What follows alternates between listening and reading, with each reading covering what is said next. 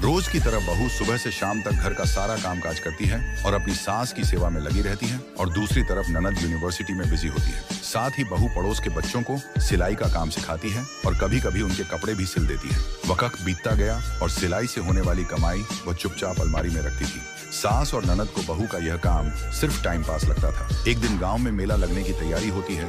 ननद को नए कपड़े और गहने खरीदने होते हैं, लेकिन सास कहती है घर में राशन लेने तक के पैसे नहीं और तुम्हें नए कपड़ों की पड़ी है। एक रात बहू देर तक कपड़े सिल रही होती है और सिलाई के पैसे ड्रॉर में रख रही होती है।